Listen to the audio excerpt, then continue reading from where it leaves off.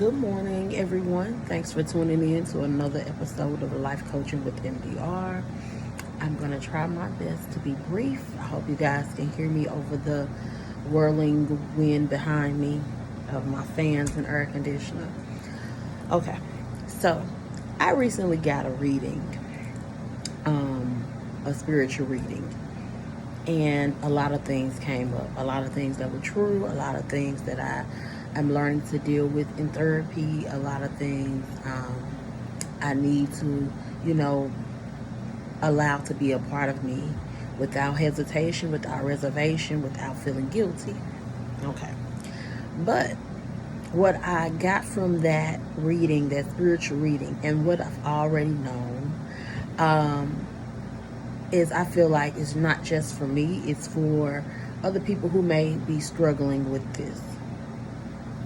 You struggle with the thin line of when to speak up and when to be quiet. And in essence, what you're teaching people is they are allowed to say certain things to you that they wouldn't say to anybody else.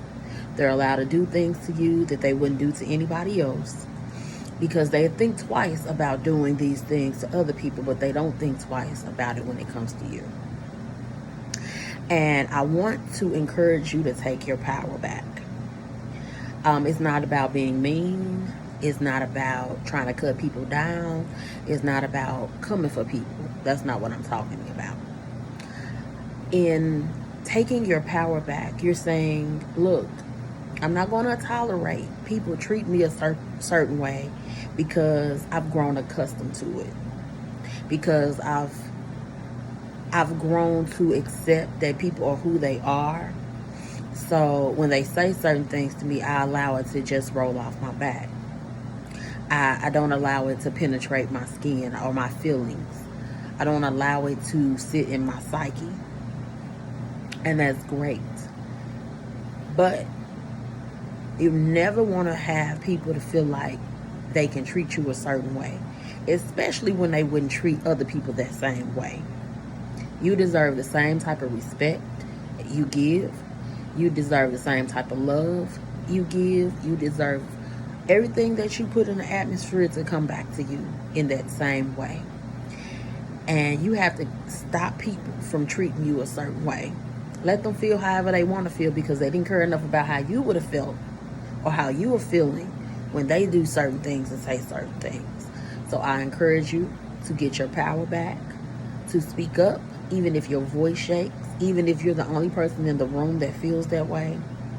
You don't need an entourage. You don't need an amen corner. You don't need nobody to pump you up. You don't need nobody to say, oh yeah, that was right. Stand in your truth.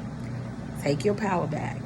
And don't allow people to come for you, because they think twice when they do it to other people.